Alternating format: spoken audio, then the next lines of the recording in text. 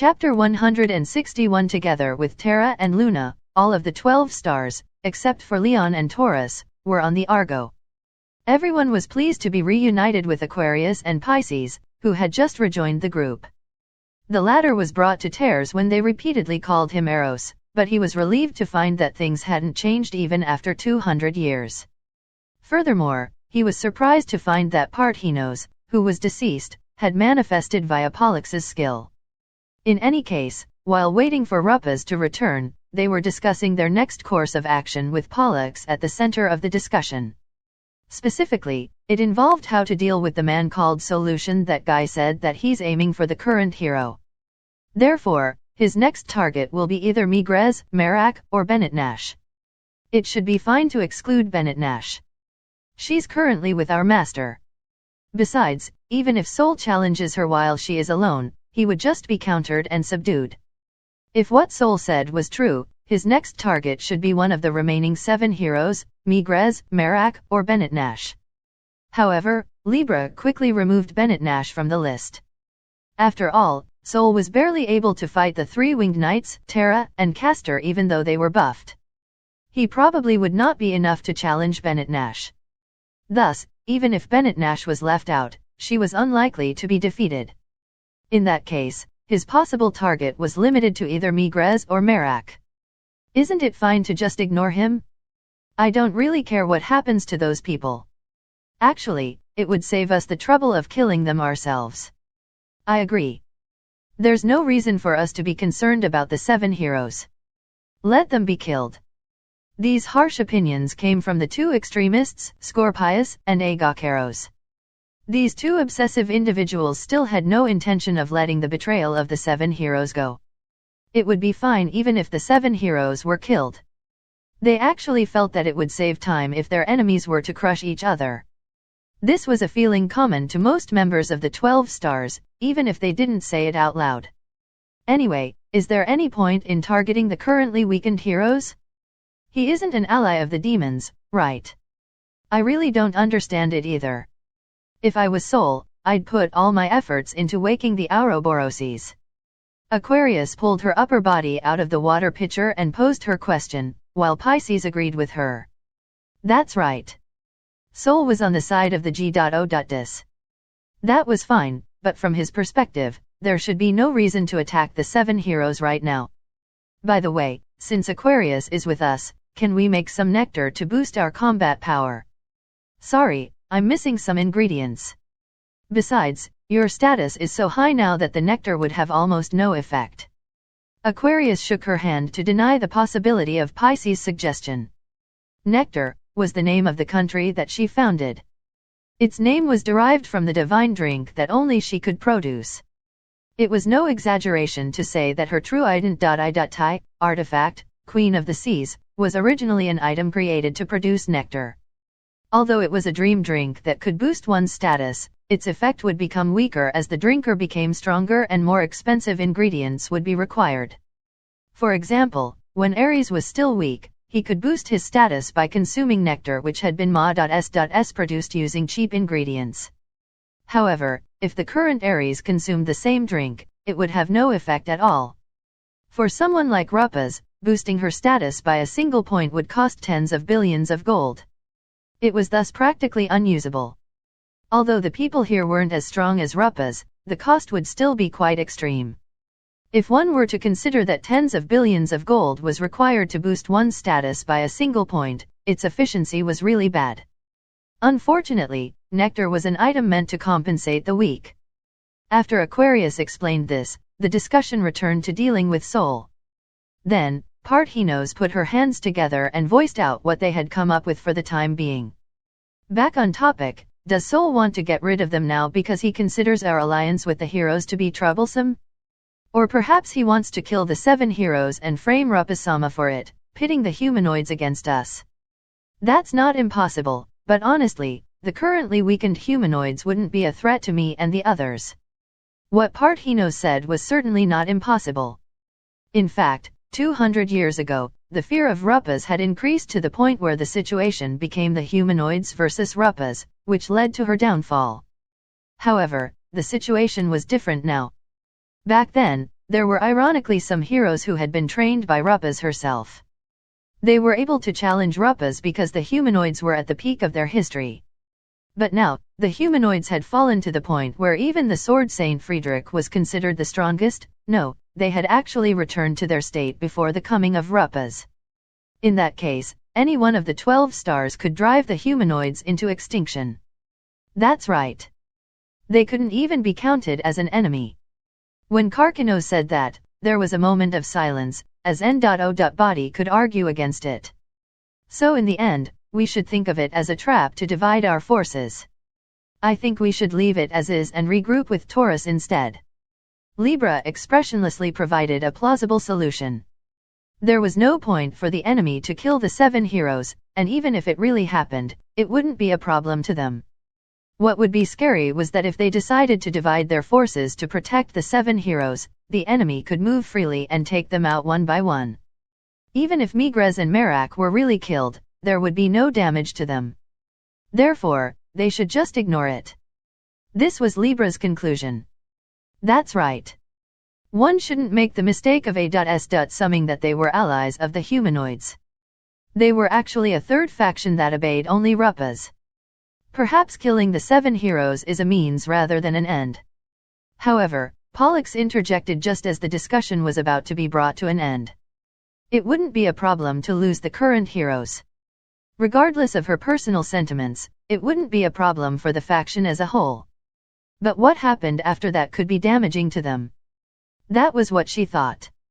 What do you mean? Ares, aren't the hero and his companions are visiting Migres? Yes, they needed to talk to him about something or whatever. Then, if Migres was killed in front of the Hero-Kun, what would he think? Well, I think he'd be angry. Yes. Then, what if Sol were to do that and call himself a demon? He'd bear a grudge against the demons. Ares answered Pollux's questions with an expression as if it was only natural. However, Pollux had a stern look as she thought deeply about his answers. Yes, he'd probably bear a grudge against the demons, but he lacks the power to defeat them. In that case, wouldn't it be a great opportunity for that old trick again? Maybe that is his goal? To destroy the current heroes and create a new generation of heroes. ORM is now an enemy of the G.O. Disama, then, wouldn't the G.O. Disama desire a hero who could defeat him? Furthermore, if the 7 heroes were killed, the humanoids would be deeply enraged, gathering everyone's hatred and anger, then transforming it into power. It's possible that the hero might have a skill like that. What Pollux said was merely speculation. But given the current situation, the possibility was rather high. If a level 1000 hero was born and the adjustments of the G.O. Dis were added, it was possible that the hero might even be able to challenge Bennett Nash. If the hero were to unite all the humanoids, gather their feelings, and then join forces with the Ouroboroses, in the unlikely event that this were to actually happen, what happened 200 years ago would repeat itself. I understand. In that case, let's move our forces to A.S.Sist Migres and Merak. However, since this might be a trap, we should bring enough forces to be able to force our way through it even if it is a trap. I'll go to Taurus by myself. The other members can ambush Sol instead. By yourself. Considering I won't be fighting Taurus, I'll be enough by myself to retrieve him. I also need an Argonaut to replace Taurus. Libra's proposal was to allocate all of their combat power into overcoming any potential traps. It'd be fine if they simply crushed whatever Sol was planning with overwhelming power. It might be simple, but such a forceful approach was often more effective than a complex maneuver. Or rather, this forceful approach was most effective against opponents who attempted to predict the other side's moves. Pollux thought for a while and then nodded. Yes. This method may indeed be better, but there's also the possibility that he's luring us away in order to deal with Taurus. In the first place, it was suspicious that he'd reveal his next destination to us. You should stay vigilant. Even if he really comes, it won't be a problem. We'll just counter it. Pollux was speechless as she looked at Libra, who uttered such reliable words. As expected of Libra, she had never once considered that she might lose. In fact, if Sol was really heading for Taurus, he would end up facing both Libra and Taurus. Furthermore, any adjustments that the G.O.Dis made would be meaningless before Taurus. The battle would start with Sol being brought to the verge of death by Brachium and end with Taurus beating him with his punch. Furthermore, the accompanying Argonaut wasn't weak. There weren't any factors that could result in a loss. Now then, let's begin. Ruppes was probably still looking for Dina. In that case, while their master was absent, they should resolve as many of the remaining problems as possible by themselves. With this determination, the 12 stars started taking action. Taurus, you're finally here. Welcome. Inside Migres's residence, the hero's party and 2 other guests were currently being welcomed. The other guests were so remarkable that Cruz fainted as a result. Sitting next to Migres was a one-winged man. On his other side was a golem in the form of a dwarf. They were the Sky King Merak and a golem that was remotely controlled by the personality of the dead Smith King Mizar. In other words, 3 of the 7 heroes were here. Even SEI was amazed by this. I see. So he's the hero? He has a good eye. Is that so? I don't see anything but a young man. Merak and Mizar's golem, it's troublesome to keep saying that, so let's just call it Mizar. Both of them were observing SEI as if they were trying to appraise his value. It was making him really uncomfortable. SEI had merely come to convey his conclusion after he had the conversation the other day. He was surprised to find that the number of heroes had increased. Migres-sama. It's not a big deal. I was simply inspired by your appearance. I realized that if I continued to live quietly without doing anything, I'd be laughed at by future generations. And by Ruppes as well. Indeed. It's been 200 years, what have we been really doing? Migres and Merak laughed in self-ridicule. What they had been doing, they knew it better than anyone else. They hadn't been doing anything. For them, time had stopped 200 years ago. I wish I didn't do that. I wish I didn't do this. We continued to regret how stupid and wrong we were, and so we just stopped there. If one had made a mistake, it'd be fine to simply correct it. If one had been foolish, it'd be fine to be wiser next time. However, instead of letting things go, they wasted 200 years obsessing with the past. They were merely wounded and cursed when they fought the Demon King for a bit, then they behaved as if they had received sufficient punishment and took no further action. But what about this youth? After being summoned from another world, he had been running around for the sake of this world which had nothing to do with him. Even if he was weak, lacking in power, and could not slash heaven and earth apart like Ruppes, he was still desperately doing whatever he could. Compared to him, they found themselves to be such embarrassments. Since we last spoke, I've been thinking. You're certainly powerless. Forget about Ruppes, you can't even compare to the current me. Yes. However, you have something that's more important than your combat power. It's the will to advance without faltering at all times. You believe in your own justice, irregardless of what 100 other people might say. You have the power to press on in search for the correct answer, and the power to choose the right path. I'm certain that this is the weapon that will let you win. Migres and the others couldn't make this choice back then. They lost to the power of the G.O.Dis and walked down the wrong path.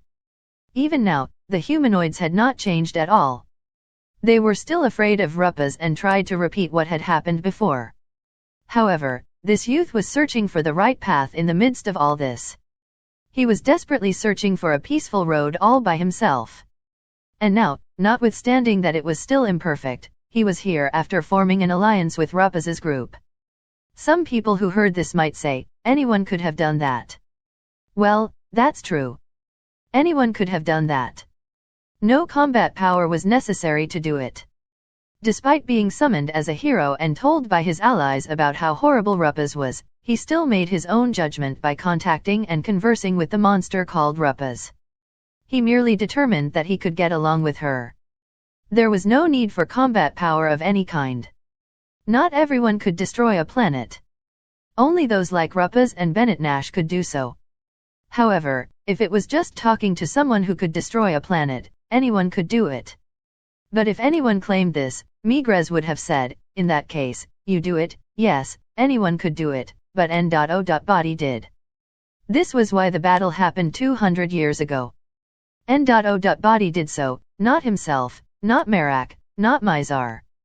Even Alioth, Fekta, and Dubhi didn't do it. As a result, they became enemies and tried to kill each other. That was why Megrez respected the boy named Minamijayaji Sei. He respected this little boy who had neither lived for even a tenth of his lifetime nor possessed a tenth of his power. And so he thought, it's about time we change ourselves.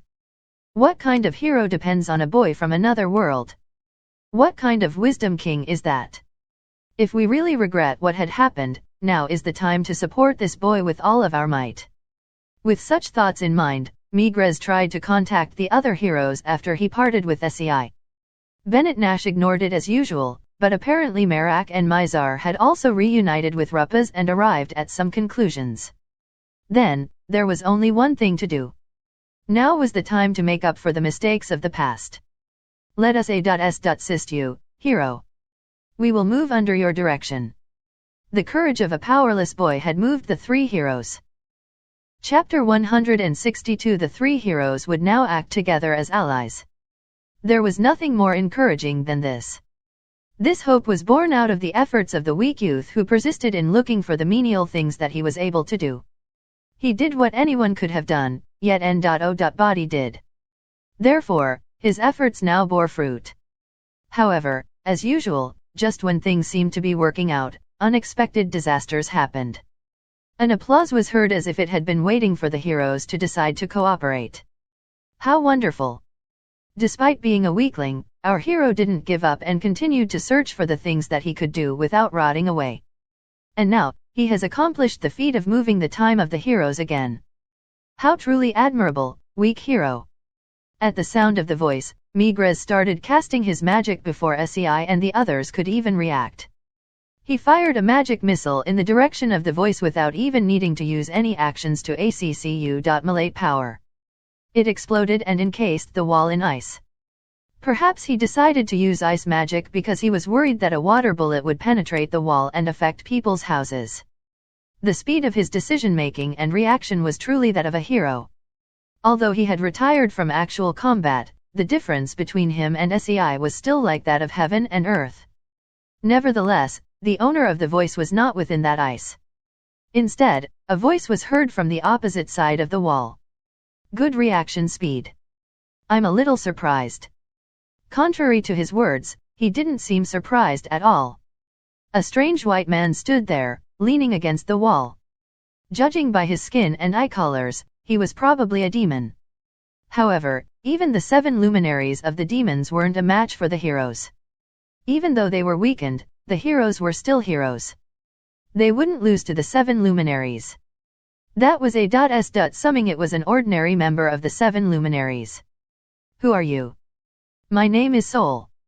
I am one of the 7 luminaries, Soul of the Heavens. Well, the T.I.Tle of the 7 luminaries has lost its meaning these days anyway. The 7 luminaries. When they heard the name, Sei and his companions drew their weapons and readied themselves. The first person to attack was Sarjas. With the remarkable agility of a spiderkin, he ran across the wall and attacked Soul from behind. There was a flash across Soul's neck, who couldn't seem to avoid it. Sarjas stabbed Soul with a knife hand that was as sharp as a real blade, but his arm was stopped without even managing to pierce Soul's skin. You haven't cleaned up properly. There are bugs in the house. Soul hit Sarjas lightly with the back of his hand as if he had literally been bitten by a bug. He seemed like he was just shooing away a bug, but due to the overwhelming difference in level, it became a lethal blow. Sarjas smashed into the wall and broke through it, passing through several private houses before disappearing in a cloud of dust. Then, Gantz and Jean attacked from the front, swinging their weapons down. Both attacks made an audible impact.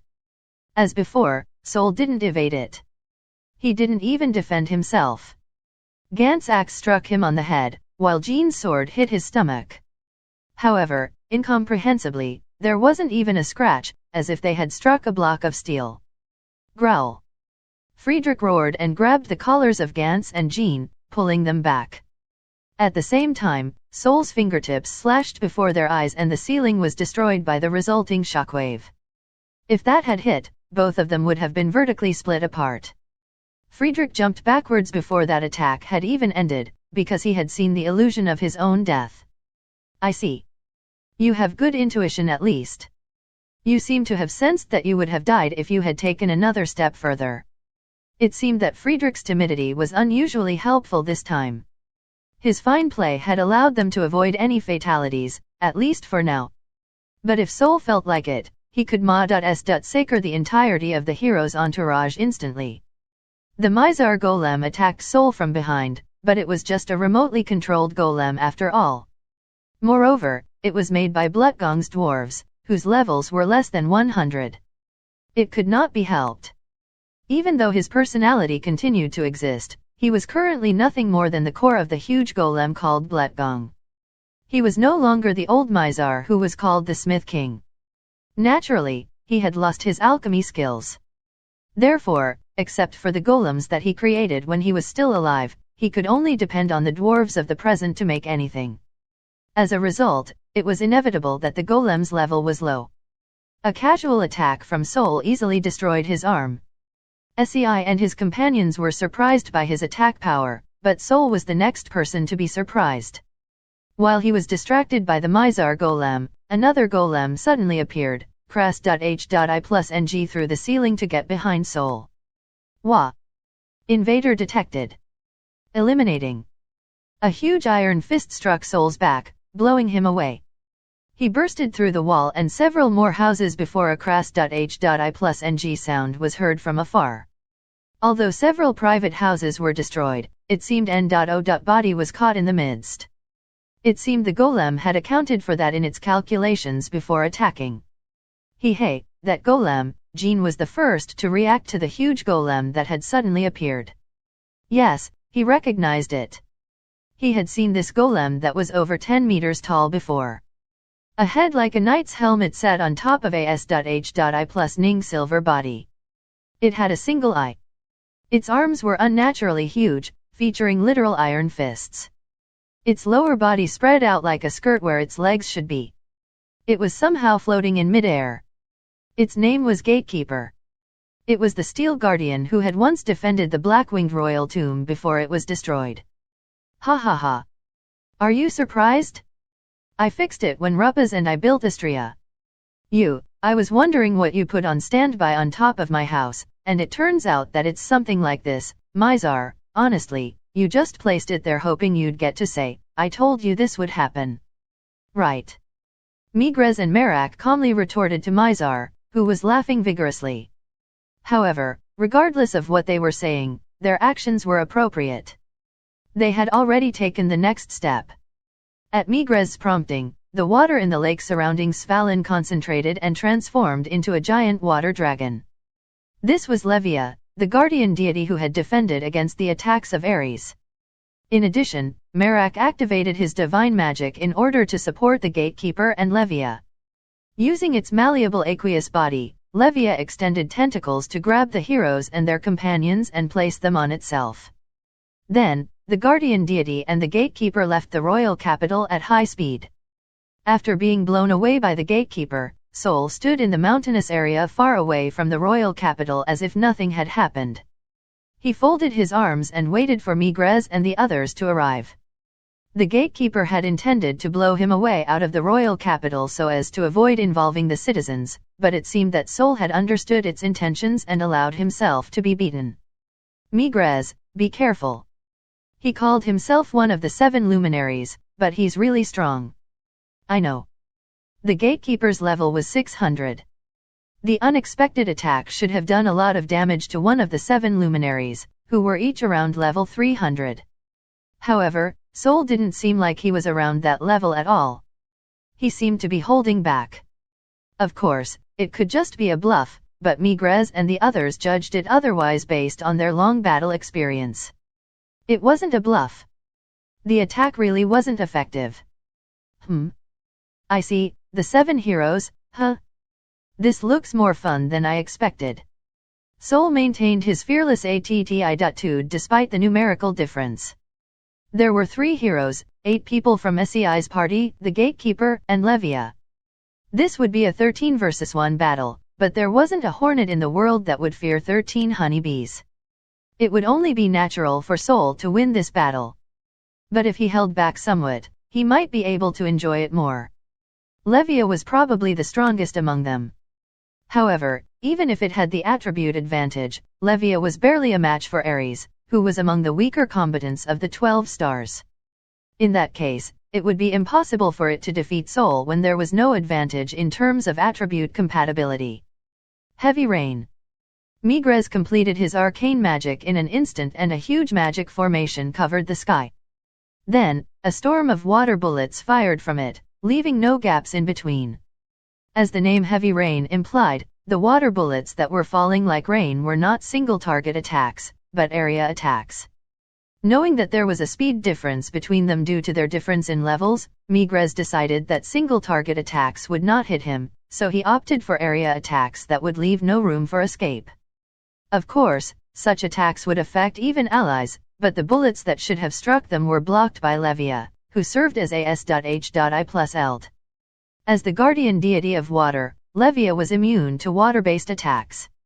If it were real water, Levia would have been healed instead of being damaged. Sol groaned slightly while he defended against the constantly falling water bullets with his arm. The Gatekeeper took the opportunity to thrust its arm forward and its huge fist spun as it flew towards Sol. Levia also changed its body accordingly and unleashed a whip-like blade of water at the same speed.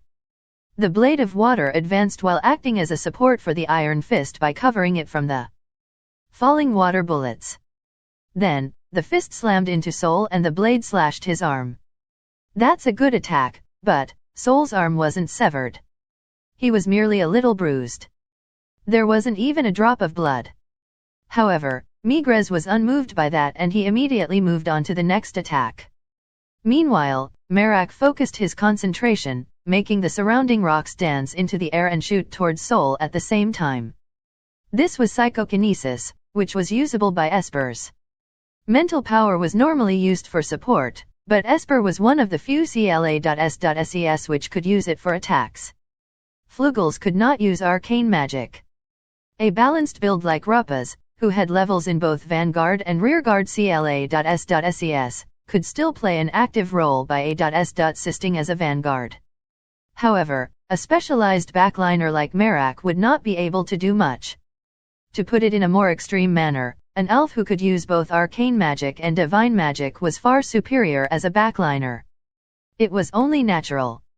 When comparing a backliner who could also attack with arcane magic and a backliner who could only support, it was needless to say which one would be more useful. However, there was a CLA.S.S that utilized their high mental power such that even Flugels could join in on the attack. It was the Esper CLA.S.S. Unlike other CLA.S.SES, the Esper's offensive skills mostly depended on the value of the user's mental power. In other words, it was a valuable offensive method for those who specialized in support. Thus, many Flugels would also take some levels in this CLA.S.S. Rocks flew at Sol one after another, but he simply slapped them aside with his hand. However, the water bullets got through that opening, while Levia grew countless thorns from its body to attack Sol. Using Levia as AS.H.I+Eld, the Gatekeeper moved through the heavy rain and attacked Sol's vital spots with its fist. Their collaboration was amazing. It was as expected of veteran heroes who could compensate for each other's openings. However, Sol's expression did not change at all. Eventually, he sighed lightly. This is more fun than I had thought it would be, compared to what I had expected anyway. But well, this is probably all there is to it. As he said so, he broke through the water bullets that were still falling. There was no way to avoid the water bullets. In that case, he could simply just not avoid them. He ignored the shower of direct hits and dashed straight for the 7 heroes. He sidestepped the Gatekeeper and landed on Levia with ease. In response, Levia grew thorns to attack the enemy on its head, but Sol avoided them with a quick step and rendered them ineffective. Merak got between Migres and Sol, deploying a Wind S.H.I+Eld for defense. However, Sol didn't care and simply kicked it, shattering the S.H.I+L that was supposedly deployed by a hero in one hit. No, considering the level difference, perhaps Merak should be praised for successfully preventing one attack. While Merak stiffened in shock only for a moment. It lasted less than 1 second. No, it lasted less than 1/10 of a second. It was just for a moment. He would have deployed the S.H.I+L again in the next moment. However, the momentary gap was fatal. Soul's second attack came before Merak could recover and struck Merak's arm. There was an ominous sound of bones breaking as Merak's body fell off Levia. Without confirming Merak's condition, Megrez cancelled Heavy Rain. He was afraid that Merak might get hit by the attack. However, this was another deadly opening. Soul closed the distance and threw a punch. At the last moment, Levia created a wall of water between them and prevented a direct hit. But the glancing blow was enough to break Megrez's ribs, causing fresh blood to overflow from his mouth. St. Stop. SEI attacked Soul with Cowan, the weapon he had received from Rupaz. But sadly, he was too powerless. Soul easily stopped the blade with a single fingertip and he disarmed SEI without leaving him any room for a counter-attack. Just a while ago, there had been hope for the fact that the heroes would be cooperating with him, but now, there was nothing but despair. No matter how united they might be or how strong their beliefs were, they could still be overcome by overwhelming power. This was Midgard. This was the rule of this distorted world governed by power. In order to finish off Megrez, Soul advanced and closed the distance. If the conclusion were to be stated first, this must have been his mistake. In order to test his strength, he challenged opponents that he didn't have to fight, taking unnecessary detours. Now, it had come back to haunt him. In other words, he reaped what he sowed. But for the heroes, this was a happy miscalculation, as it meant that their fates had not ended yet. Soul was suddenly hit from the side. This was nothing like the hit that Soul had previously received from the gatekeeper. The single blow crushed his face, which spewed a fountain of blood as he was blown away. He crashed into the ground, but his momentum did not stop. He continued plowing through the ground without stopping until he was buried. Eventually, he stopped a few kilometers away and then looked up to see what had happened. "Hey, I've been searching for you, you white-haired B.A.S.T.A.R.D." He heard the rough voice of a man. The owner of the voice stood in front of Soul, shaking his red hair and looking down at him. This was what the embodiment of demonic rage would look like. His face was distorted in anger and his fangs were bared. Blood vessels were visible on his log-like arms. S.P.A.C.E. itself seemed to be distorted because of the rage that he was emitting. The Lion King, huh? After confirming the enemy's appearance, Soul laughed fearlessly. Chapter 163. It was humiliating for him. Even though he had not used his full power, even though he had not recovered from the injuries incurred during the battle with the Dragon King, the fact that he had lost to a mere demon was unforgivable. It made his blood boil and wounded his self-esteem. I'm the strongest. I should be the strongest. Yet what was this pitiful state that he was in? He had lost to Rupaz and even lost to Ares. He had even lost to some unknown person. Being strong was his pride and the meaning of his existence. Therefore, he would not let it end like this. He relied on the slight scent that had been left behind to track down his enemy and now, he once again stood before Solution Stand Up. I'm not done with you yet. Of course. In response to Leon's provocation, Soul stood up with an expression as if he had been holding back. But his expression became clouded in the next moment. When he got up, his legs were shaking as if he was about to collapse. It seemed that one blow was enough to result in his current condition. Oh! Leon swung his steel-like arm as Soul raised his arms to guard at the last second, but the latter was still blown away. As his arms creaked, Soul once again strongly recognized the danger in facing such ridiculous attack power head-on. He had never been hit directly in the previous battles. He had always been able to evade or defend against everything. He should have confirmed that their powers were even back then, but it seemed that there was a difference in strength even when their powers were even. The first hit to his head was indeed a serious blow. As a result, he couldn't move his legs satisfactorily. But Sol didn't blame the surprise attack. There was no cowardice in battle. It was either kill or be killed. Only those who did not understand the true nature of battles would call others cowards or despicable. The damage he incurred was his own fault on the battlefield. It was a price he had to pay. Sol understood that. As he was blown away, he quickly activated divine magic to buff himself. Meanwhile, Leon's angry attacks continued unabated, forcefully shaving off Sol's endurance with every blow despite his guard. It was so terrible that his defending arms seemed to be getting scr.a.ped. No, they were actually being scr.a.ped. Each time he received an attack, his bones creaked and his skin cracked.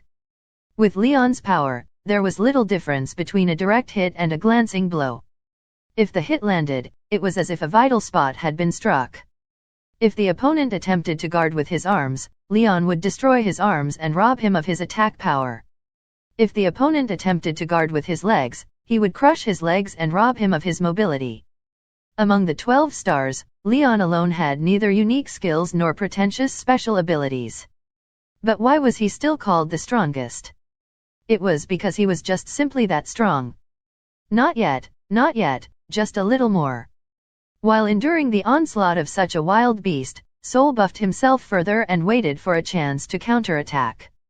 He patiently waited to recover from the initial damage so that he could move his legs freely. It was daunting in a battle of this level where every second was like several minutes. It felt like a bitter road that would last forever. However, Sol enjoyed his disadvantaged situation. He found joy in struggling in a fight. He wasn't really a pervert who would find pleasure in pain. What he wished for was a responsive battle. No, maybe he was a weirdo after all, specifically the kind of weirdo called a battle junkie. 3 more seconds, 2 seconds, 1 second. 1 second would normally pass in the blink of an eye. But within that second, Leon would be able to slaughter most enemies, mutilating their original forms. Despite being subject to his attacks, Sol concentrated on defending without losing his composure. 0. The instant that the damage was recovered and his legs regained their mobility, Sol evaded Leon's punch. His strengthened fist struck Leon's cheek, sending the latter's huge body flying backwards. However, Leon was surprised only momentarily. He immediately directed his strength into his legs, stopping after flying only 5 meters backwards. Sol pursued quickly with a kick to Leon's face. But Leon threw an uppercut as he staggered, sending Sol flying. Sol rolled in midair to kill his momentum and activated arcane magic the instant he landed on the ground. The roles of attacker and defender were reversed. This time, it was Sol's turn to attack aggressively, putting the pressure on Leon. But Leon lowered his guard for some unknown reason and charged straight into the arcane magic. It's lukewarm. You're lame magic. Leon closed in quickly and unleashed a powerful uppercut. After being struck in the chin, Sol made several revolutions before falling headfirst onto the ground. Leon quickly jumped after him and attempted to trample him. Sol avoided it at the last moment by rolling on the ground. The trample ended up digging into the ground, forming a huge crater. You keep running around, whatever, I'll just have to hit you with something that you can't avoid. I wasn't really serious last time, this time, I won't hold back. Leon shook his hair as his muscles expanded. Badump. As the sound of his heartbeat seemed to echo in the atmosphere, Leon transformed. Abandoning his human form, the Lion King, the strongest magical beast, appeared before Sol. His intimidating presence caused SEI and the others on Levia to gulp. Friedrich even trembled and crouched down. I had appeared, he was so scary when he was an enemy, but as an ally, N.O. Body seems more reliable. Although, if we go over there, we won't even register as existences in his eyes, much less as an enemy or an ally. SEI muttered nervously, while Gantz sweated and spoke as if he was convinced of his victory. Although they had only been bystanders during the battle between Leon and Ares, Leon's strength could still be felt in the atmosphere. After all, Leon's strength was guaranteed when he was able to gain the upper hand even while battling several members of the 12 stars. Although this just happened coincidentally, he was an ally for now, or rather, he was an enemy of the enemy. In the first place, they couldn't imagine how he could possibly lose. However, unlike the hero's party who felt that Leon would win, the expressions of Migres and the others were stern. As they watched, Sol happily caught the edge of Leon's mouth. At that moment, there was an overwhelming surge of divine power from him. This was something Migres and the others were familiar with, it was the mistake of their past. Not good. At this rate, the Lion King is going to lose. Sei couldn't believe the despairing words that came out of Migres' mouth. At least, his expression seemed to be saying so. He had personally witnessed Leon's strength with his own eyes. Although Leon had eventually lost, he was overwhelming enough to fight against several members of the 12 Stars at the same time. He just couldn't believe that the Lion King could possibly lose. The one called Sol is borrowing power from the G.O.Dis. The same thing happened 200 years ago when we fought Ruppas. Leon was the strongest magical beast. There was no mistake. However, he was only at the pinnacle of the power ranking created by the G.O.Dis. He couldn't go beyond the pinnacle in the way Ruppas and Bennett Nash could. Furthermore, the Ouroboroses were actually above him in the power ranking. He was far from being the strongest. Therefore, if the G.O.Dis gave Sol enough power to go beyond the ranking, there was no chance that Leon could win from the very beginning. Leon was so powerful that he didn't need unique skills. He could overwhelm others with his own strength. Conversely, it implied that he didn't have any way to triumph over those who were stronger than himself. In other words, his strength could only win over those who were weaker than himself. Leo, speaking of which, I just remembered. Ares spoke casually on the Argo, which was heading towards Svalin. After hearing what Pollux had said, he remembered something. Previously, Dina-san said this before. Ares began by mentioning what Dina had said during the fight against Leon. At that time, Dina was speaking as if she was the G.O.Dis herself instead of merely reading the thoughts of the G.O.Dis. Now, he understood the reason for that. She was the avatar of the G.O.Dis, therefore her thoughts were the closest to those of the G.O.Dis herself. Dina and the G.O.Dis basically had the same thought processes. Of course, there might be differences due to the environment in which she was born and raised as well as her interpersonal relations. H.I plus PS Ares and the others did not know this, but there were actually differences. Despite this, they still shared a common root. Dina was aware of this, thus she could read the thoughts of the G.O.Dis by examining her own thoughts. If it were me, then I'd do this. If it were me, this would be my next move. Those kinds of thoughts directly equated to the thoughts of the G.O.Dis. As a result, she could gain a leg up on the G.O.Dis. And this Dina had told Ares back then. That guy doesn't deserve to win. A deserving person is one who doesn't bring shame to the name of the hero, a brave child who is nurtured to become the protagonist of the story. Therefore, technically, it's fine even if Leon Sama loses. Dina had said that. Leon was the type of man that the G.O.Dis hated most. Leon thought that it was only natural for him to be blessed and he felt no gratitude. It was only natural for the G.O.Dis to hate such foolish people. In that case, her preference should be just the opposite, a person who would not take blessings for granted and would walk by himself despite being weak. Surely, that was what the G.O.Dis loved. That was why Dina supported a weakling like Ares. After hearing that, Virgo covered her mouth with her hand and shouted. Then, the matter about Sei-kun, probably, I think. If what Dina-san said was correct, I think Sei-kun would be the type of man that the G.O.Dis would like. Ares, in other words, you're saying that the next target of the G.O.Dis is the youth named Sei. Bennett, Dina, and I were currently in a restaurant, discussing the next moves of the G.O.Dis over a light snack. At my feet, there were several bags filled with food, games, and daily necessities from this world that I had stocked up on from various shops. By the way, the shop we were currently in was called Airesia's, which was a restaurant that specialized in Italian cuisine. It offered high-quality products despite its low prices. I used to frequent this shop. Oh, no. My avatar did. I had never been here myself. How complicated, I understood that these memories were just implanted and I had never actually experienced any of it. Now, the memories that were lost in the sealed S.P.A.ce had been properly restored. But it was still rather confusing. Well, my avatar was still me.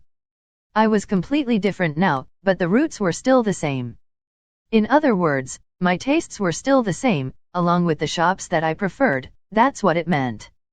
Yes, if what I'm thinking is correct. As you know, I'm already independent from the G.O.Dis Sama. Even so, our fundamental selves are the same.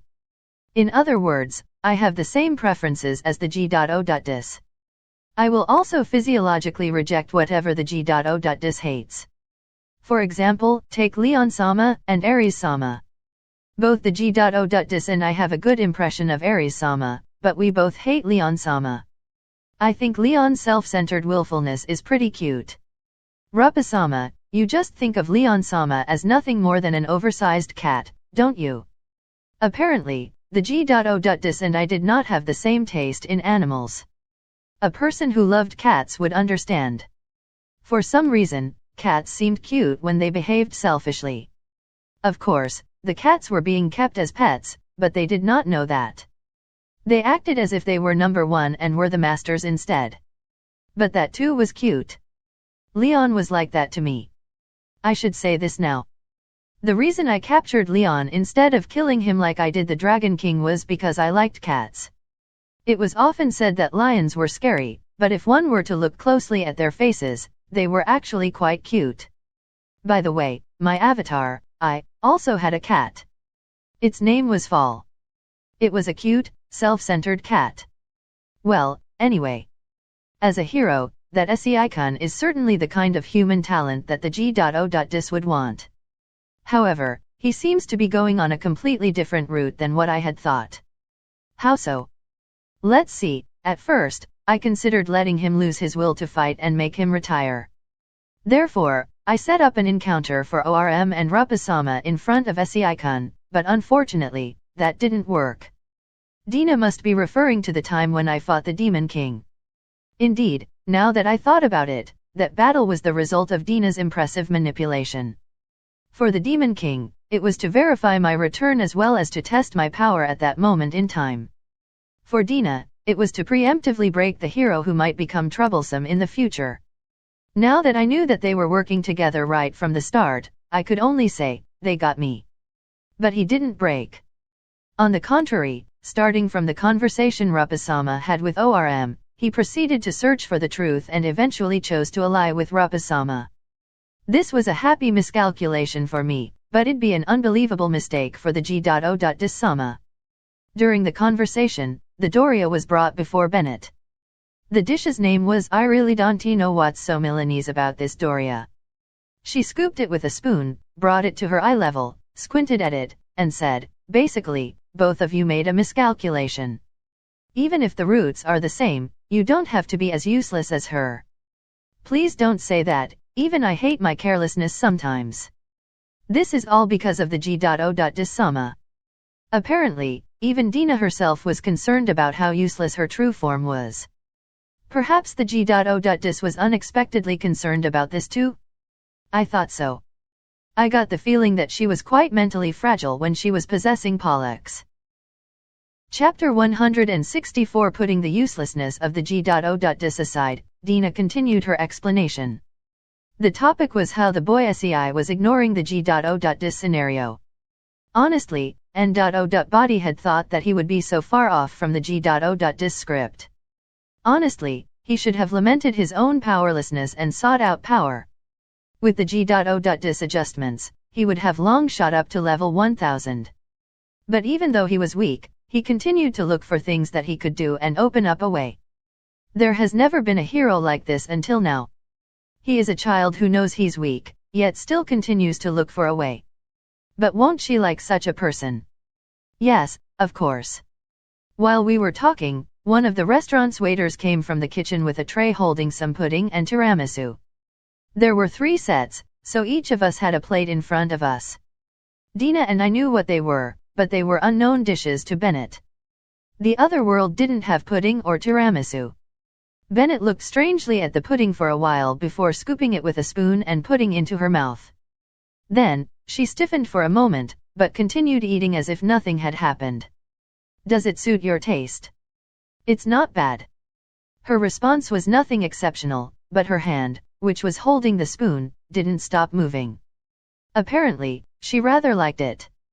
I also brought the tiramisu to my mouth and felt a slight satisfaction tasting its sweetness. I already knew this, but the difference between each world's cuisine was like that of heaven and earth.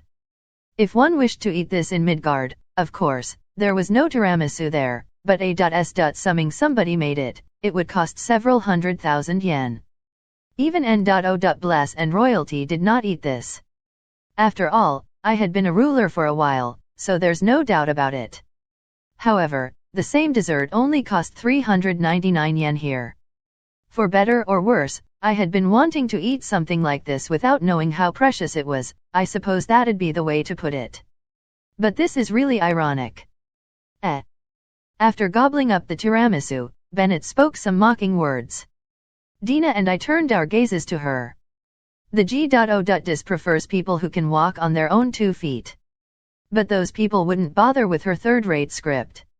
Strongly independent individuals would naturally reject the G.O.Dis more often.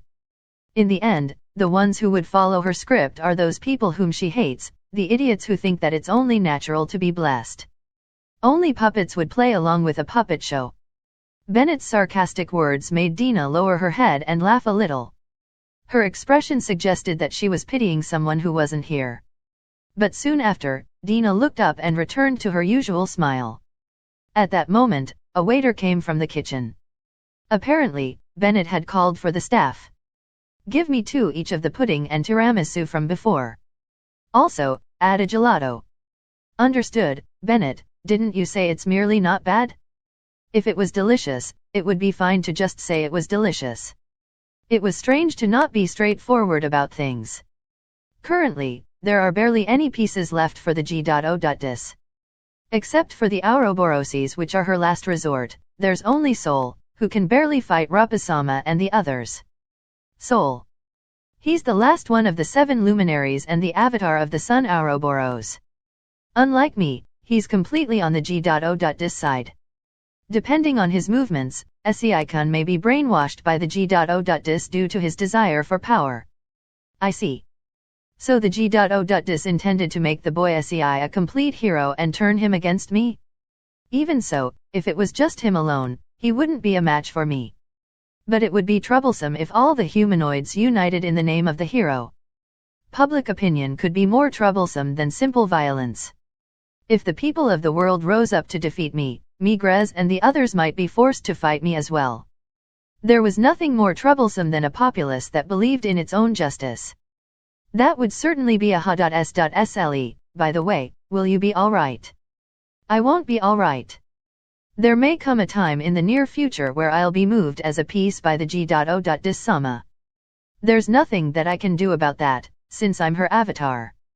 It cannot be resisted with only willpower. Dina spoke gently and met my eyes. Her eyes showed her readiness to meet her fate. Yes, she knew what would happen to her in the end. So, Rapasama, at that time, don't hesitate. Ah, yes. I responded to Dina's words with my determination. Yes, the action that I needed to take had already been decided. No matter which route I took, it was inevitable that Dina would become an enemy if I aimed to defeat the G.O.Dis. Move the piece called Dina and use her as a hostage.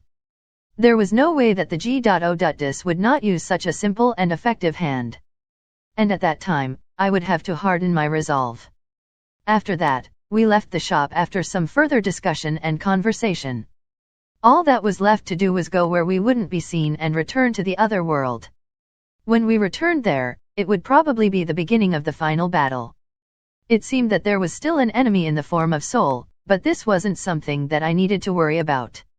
After all, the 12 stars were still there. Therefore, they would surely protect the place in my absence. But before that, there was another place I wanted to stop by. Dina, is it possible to delay our return a bit? I want to make a detour. Leo, what's this? A bug at this time? Work properly. The developers need to do their jobs properly. I was feeling down and unmotivated to do anything. After the end of the big event the other day, I was thrilled to see a new event signified by the appearance of a Lovinus when I was about to log in. Well, of course I was looking forward to it. After all, it had said, "Would you like to be granted a new role?" However, the screen just flashed and nothing else happened. I wanted my excitement back. Anyway, that was it. When I considered it calmly, I didn't feel like logging in today. I wondered why I had been so cyanide about this game thus far. Xgate Online was a game that I had been enthusiastic about and spent a lot of time on, but it didn't seem to be such an interesting game when I came to my senses. After all, there were a lot of things that broke the game's balance. My friends had also said that it was a C.R.A.Ppy game. I had argued about it at that time, but now, I felt like what they had said was true. Well, all online games were probably like this. The player wouldn't notice it in the heat of enthusiasm, but it would cool down quickly once some distance was kept from it. This was a story that one would hear about a lot. That's right. I had been gaming too much lately. I should try something different today. For the time being, it'd be a good idea to chill out and see if there's an interesting game at the nearby store. In the end, I was still trying to find a game. Even though I was amazed at myself, I went down the stairs and opened the door to my house. Then, my domestic cat, Fall, jumped through the gap in the door and ran outside. Hey. I quickly left the house to go after Fall, but I was surprised to find it immediately. It was rubbing its head against the leg of a blonde beauty who must have been Sing by. This was impossible. Who was this super beauty? Was it CGI? Her blonde hair glittered as it reflected the sunlight. Its tips shone vermilion. In fact, she looked a bit like the character I played in Xgate Online. She gently carried Fall and placed it in front of me. Is this your cat? Yes. It is. I see. Beauty-san handed my cat over to me and said me bye. At that time, I felt, what was it? It was a strange feeling that I couldn't really describe. It was like someone whom I knew had walked by, it was as if I had known her even before I was born. Fall was strangely restless, looking back and forth between Beauty-san and me in puzzlement. Excuse me. What? Have I seen you somewhere before? Haha, what is that? A pickup line. No. It's not like that, what should I say? Actually, I didn't even know why myself. Why did I call out to stop her? She turned to look back at me once. This is the first time we've met, and we won't meet again. I just visited this place because I wanted to see it for a bit, and I'll be taking my leave now. Our paths will not cross again. After saying this, she walked away without looking back. Even so, to say that we wouldn't meet again, was it really such a disgusting pickup line? That must be it. After all, N.O. Body would like to be asked, have we met before, by a guy simply for Sing by his house. At that moment, I saw a black feather floating by in the corner of my eye. I quickly caught it, but it seemed there was no crow nearby. At the same time, the woman had disappeared like a mirage. Was it a dream? As if I had been made a fool of by a tanuki, I released the black feather in my hand into the wind. Was that enough? Yeah, now then, let's return to Midgard. And so, I finished my first and final encounter with myself and returned to my original world. I didn't know what his life would be like in the future. After all, he was no longer my avatar, but an independent person. Leo. Compressed mana was released from his mouth as Leon roared. Unless one was using a skill with absolute evasion, it would be impossible to avoid this attack that could even change the terrain of the planet itself. The attack range itself was strange in the first place. The roar released from the huge lion's mouth spread in a radius, becoming a wall that attacked the enemy and allowed no escape. The range expanded to a few kilometers in an instant, making evasion impossible. Although it might be possible to avoid it if one could move at a faster speed in that instant, Soul couldn't do so. He crossed his arms to withstand the attack. The ground, including the spot where he stood, was shaved off as if it had disappeared. Not only that, even the 1,000-meter-high mountain that was located behind him disappeared without a trace. It was needless to mention how powerful the attack was. However, even if a mountain could be erased, a powerful individual would not be erased so easily. This was that kind of world. Sol enjoyed the burning sensation on the surface of his arms and grinned. At first glance, it seems like a powerful attack. No, it actually is a powerful attack, but you don't have much control over it. It's flashy, but its power is spread out. This won't be enough to defeat me. It seems you still don't understand the nature of a battle between powerful individuals. Huh. Let me teach you. What a battle between powerful individuals needs is, Sol jumped from that spot and landed before Leon. However, it should not be underestimated just because it was a jump. When it was done at Sol's speed, it was effectively no different from instantaneous movement. The moment after one registered that he had started moving, it was already over. A concentration of power. Sol smashed his fist into Leon's nose. At the same time, a white glow shone and Leon was blown away. As he punched, he also activated arcane magic, dealing double damage. The attack looked plain on the surface, but it certainly did more damage to Leon than the previous roar had done to Solution. Even if it looks like a simple punch, it still exerts a strong force since its power is concentrated. Didn't Ruppa's Muffle teach you that? A wide area attack seemed powerful at first glance. However, in reality, its power had been dispersed, thus it was actually quite weak. If there were a large number of enemies, it would be very effective, but there was little merit in using it against a single opponent. It would merely make it difficult to avoid, but one could just attack at a speed that the opponent couldn't avoid. However, Leon's life had always been filled with battles that had come to him. He had always been the one being challenged. He had always been the king who had to face the multiple I-2 by himself. Although it might clear away a swarm of small fries, he had never personally polished the techniques needed to defeat a powerful individual. And that probably wouldn't change in the future as well. In short, it's just the tearful effort of a small fry. I'm originally strong to begin with. I don't need that sort of thing. Leon's limb knocked Sol down as if the latter was a mosquito. Sol plunged into the ground as if it was tofu or something similar, but he immediately flew out of the ground behind Leon. Sei, who was watching the battle, was overwhelmed and said, "It's not a pool." In a battle between level 1000 monsters, the ground wasn't truly ground and footing wasn't really footing. Sol kicked Leon away before the latter could turn around, releasing arcane magic in order to press the offensive. At first glance, they seemed to be evenly matched. But the balance was definitely breaking down. Chapter 165. Ever since he was born, he never thought that he would lose. His life had been colored with victories without even having to struggle for them. To Leon, all other creatures were simply weaklings. Even when he saw them using skills, he never thought that he himself would ever use them. After all, they were just self-defense techniques used by weaklings to scratch at his feet in order to compensate for the difference in their abilities. They were just pointless things. The humanoids used swords. They had neither fangs nor claws, so they had to use substitute I-2s to slash at their opponents. But he didn't need them. The humanoids wore armor. Since they didn't have tough bodies, they wanted fake armor in order to better withstand attacks. But he didn't need them. In the end, combat equipment were merely substitute I-2s. From Leon's perspective, processing the fangs and bones of magical beasts into weapons and armors was nothing more than using the body parts of small fries to make junk for even weaker people. The same logic applied to skills. Skills that increase strength, skills that increase power, skills that increase damage. How stupid.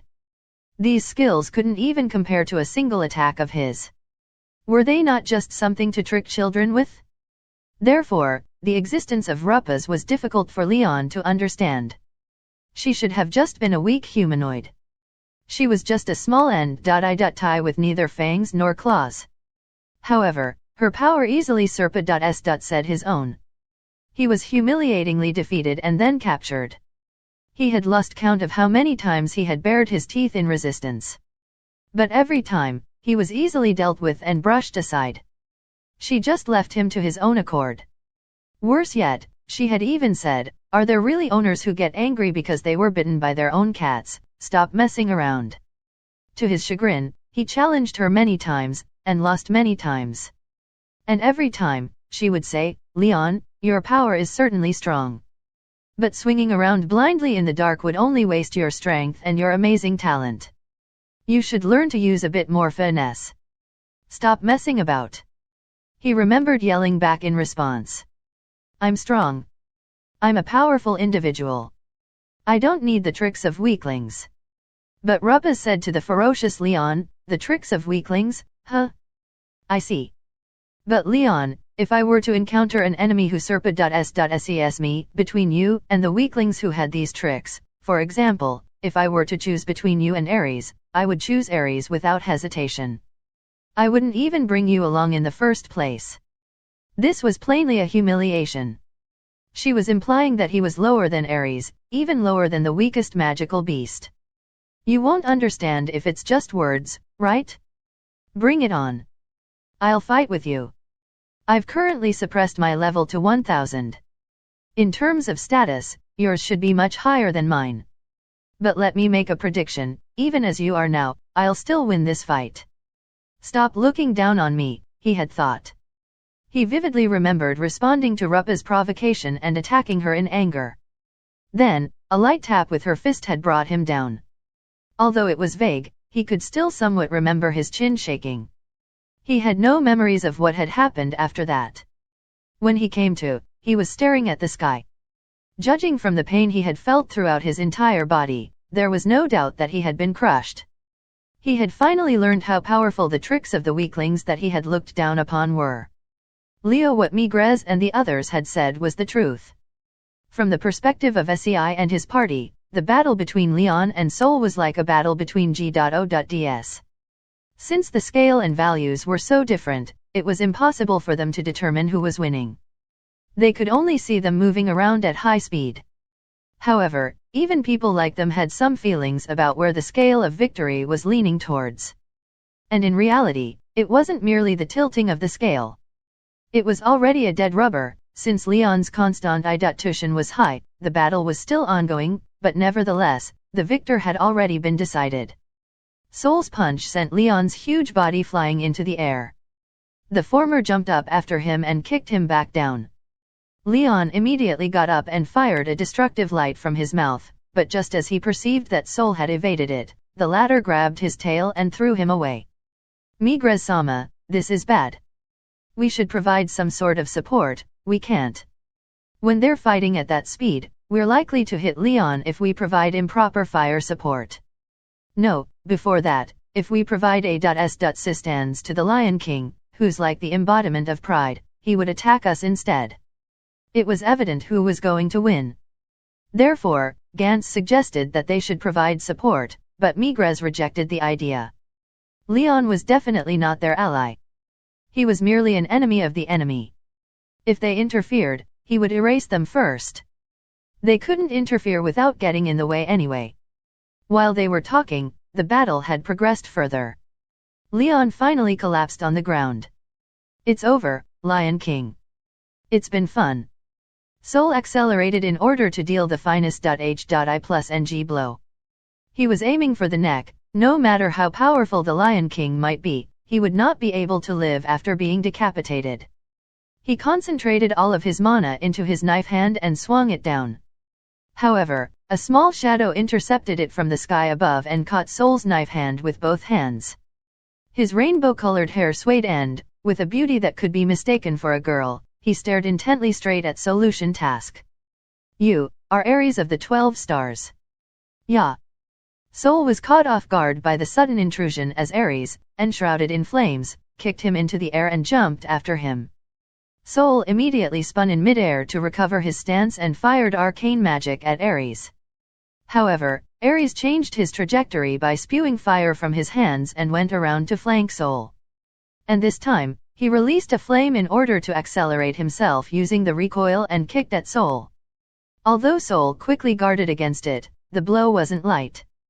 Soul's body swiftly descended and crashed into the ground, but the momentum did not stop there. While plowing through the ground, Soul collided with a mountain, penetrated it, and flew out from the other side. But Soul was the avatar of the Sun Ouroboros. An attack of this level wouldn't be enough to finish him. He forcibly stopped his body using his leg muscles and met Ares, who was charging in up front. However, in the next moment, he felt a chill down his spine and he jumped away from that spot. At the same time, a goat demon bearing a huge scythe emerged from the ground. He evaded. He has good intuition. Agacaros. It's not just them, okay. The place Soul had retreated to was also unsafe. At the same time as Soul heard her voice, Carcano's kick sank into his cheek and sent him flying. His body was then cut by an extensible concealed weapon that imitated a scorpion's tail. Scorpius slammed Soul into the ground, while Aquarius water pitcher turned towards him. Absolute Zero. The chill of Absolute Zero, which could freeze all substances, was directed towards Soul and struck him. The fact that Soul didn't die from this was already praiseworthy. He jumped and forcibly escaped from the prison of chill, but it was hard to say whether he was actually safe now. As if he had been waiting for this, Ares' fist sent Soul flying. The Argonaut who was steering the Argo, Aviar of the Carina constellation, chased after him. Despite being a skeleton, he was a heroic spirit. He was an ent.I.Ti which made no sense whatsoever. He opened his mouth and concentrated all of his mana there. And unleashed it. The mana, which had been compressed to its limit, became a destructive aurora that flew in a straight line and swallowed Soul. The torrent continued to plow through the ground, eventually flying off into S.P.A.ce. It coincidentally landed on the moon and created a huge mushroom cloud. And it still didn't stop. Fire, fire, fire, and fire. Magic bullets shot from Aviar's mouth one after another, creating columns of smoke that reached the sky. But Soul was still alive. He stood with his arms crossed and smoke rising from his body. However, it was not over yet. Pisces laughed as he grabbed Soul's head from behind. Prostrate, you peasant. Soul's head hit the ground. Refrain from raising your head high. For I, the son of the G.O.Dis, am here. A mere son of an Ouroboros has no right to stand beside such a supreme being. His words were truly arrogant, but he truly had the power to back up his arrogance. Despite having fallen, Soul quickly shook off Pisces' grip and created some distance between them. What he saw then was a scene filled with hopelessness. The Argo floated in the sky above and numerous heroic spirits looked down from its decks. On the ground were the tyrannical 12 stars, excluding the bull and the scales. The fairy siblings were nowhere in sight, but they were probably somewhere in the S.H.I+P. The S.H.I+P couldn't possibly have come without them. Even Terra, the son of the Demon King, stood with his sword ready, keeping Soul surrounded. No matter how he looked at the situation, there was no chance of winning. There couldn't possibly be any chance of winning. However, Soul's fearless smile didn't falter despite this. He was still holding back. He was confident that he could escape from here. Otherwise, he wouldn't have acted to lure them out. I see, certainly, I was the one who had lured you out, but I wasn't expecting everyone to show up. Ha ha ha. This is rather convenient. I've succeeded in luring them out. In that case, that should handle smoothly afterwards. It should be fine if I just retreat now as soon as possible. Thinking this, Soul spoke in his mind to his absent comrade Dina. I've played my part. Quickly, open the X-gate so I can leave this place. But the response that Soul received was silence. No reply came back. There was no reaction at all. Impossible. This shouldn't be happening. There was a connection between the G.O.Dis avatar and an Ouroboros avatar that simply couldn't be broken. After all, she was the representative of the G.O.Dis in the world and a switch to activate all of the Ouroboroses during an emergency, thereby announcing the end of the world. She was the ultimate weapon. It was impossible that an Ouroboros avatar could not contact her. In other words, the telepathic message had been intentionally ignored. I see. Is that it? Sol suddenly started to laugh. Oh, I see. Is that it? That's it, isn't it? It was obvious when he thought about it. It should have been easy to notice. It was strange to think that he was the only one who had acquired a sense of self. She was no longer a puppet. If that was true, everything would make sense. That would explain all of the developments that had seemed so convenient for Rupaz and her group up until now. That would explain why the 12 stars were gathered together once more, resulting in such a troublesome situation. How fascinating! Sol realized that there was no way to save himself. He understood that this would be the place where he died. But there was no anger in him. There was no resentment. Instead, he wanted to praise her for successfully deceiving everyone up until now. He wanted to say that her act was impressive. Sol took a liking to the strong. Be it power or wisdom, it was inevitable that he took a liking to people who exceeded his imagination. This was because it would be boring if the world was exactly as the G.O.Dis and her representative wanted it to be. Therefore, Sol laughed. Instead of being angry at her deception, he accepted that it was due to his incompetence that he didn't notice it. He wanted to celebrate her cunningness that lured him to this dead end. Never mind that things didn't develop in the way that they were expected to. Never mind that things weren't following the script. After all, what was so interesting about that third-rate comedy? Fine, Dina. Then I'll meet my end here. But I won't simply do whatever you want. A companion. Even if it's just one person, I'll bring along a companion with me to H.E.L.L. There was no way to retreat. There was no way to advance either. By all means, if his last opponents were to be the tyrannical 12 stars, they would not be lacking as opponents. However, unexpectedly, it was Leon who stood alone before the fierce Sol. He had changed from his lion form into his humanoid form.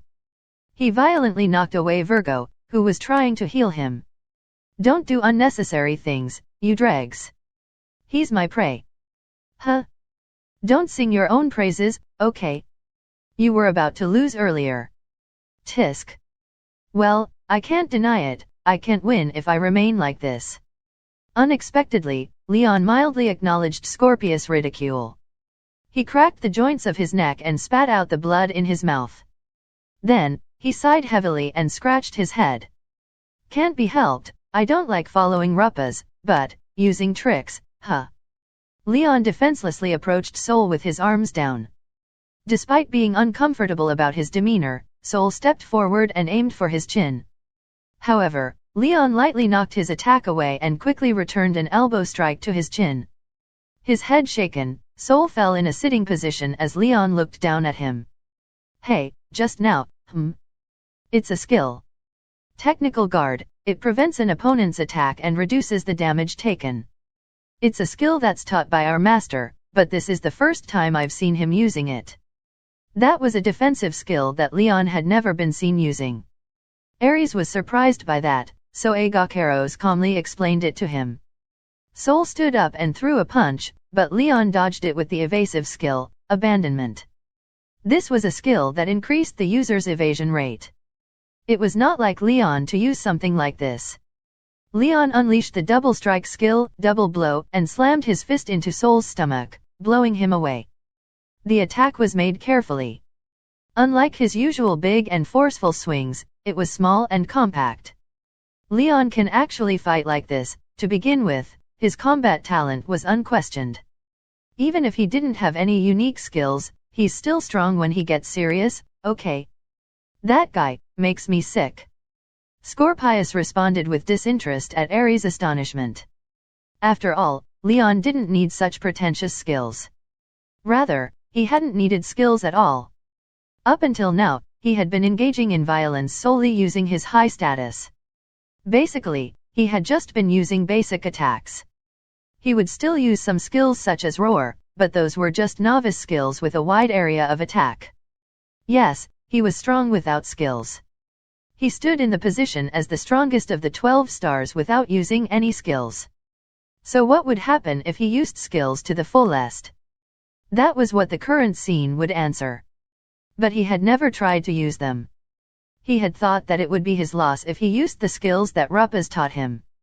After all, those small tricks, skills, were just the results of the tearful struggles of weaklings. He would have to throw away his pride to use them. But now, he had let go of it all. He admitted that he couldn't defeat Sol in his current condition. Interesting, yes, it should be like this. This is what makes fighting worth it. Sol clenched his fist and happily charged at Leon. Leon charged in response and their fists collided up front. But this wasn't just a simple collision. A lot of skills were activated in that instant and there were multiple feints all over. They crossed fists and kicks at a speed that was too fast for the eye. Only the sounds of collisions were heard. Unlike the flashy attacks and defenses earlier, they had changed to using plain attacks.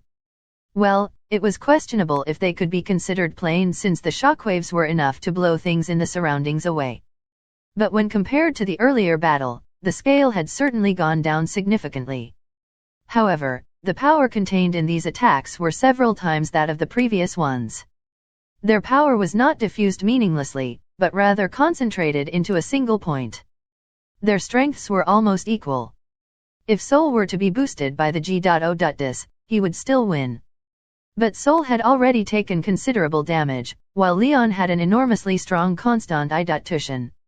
Sol's fist sank into Leon's stomach and the sound of breaking bones was heard. Meanwhile, Leon's fist smashed into Sol, shattering his jaw and making it impossible for him to clench his teeth. Their fists collided and crushed each other, while their legs crossed and broke each other. Oh! Leon howled. I'm the strongest. I can't lose. I don't have time to be stumbling in a place like this. There are walls that I need to overcome. I can't lose to someone like you or my soul would cry. Wah! Sol howled. Yes, this is what I'm looking for. There's nothing interesting about a world where everything happens as one expects. I want something that is beyond what I can think of. Being able to find such an opponent in this miniature garden of the G.O.Dis caused him to shout with delight. Their abilities were almost equal. In that case, victory would be decided by the strength of their wills. On one hand, there was one who looked ahead and greedily sought out victory. On the other hand, there was one who was satisfied with the battle itself. The difference between them became evident in the weight of their fists. They struck each other for only several tens of seconds, but they personally experienced it as a fierce battle that lasted for several hours. Eventually, it was the white-haired man who fell in the end. At the same time, in Helheim, the heroic spirits who had accompanied Libra were lying on the ground. Their entire bodies were covered in wounds and they vanished into light particles. Furthermore, Libra and Taurus were pointing their weapons at each other.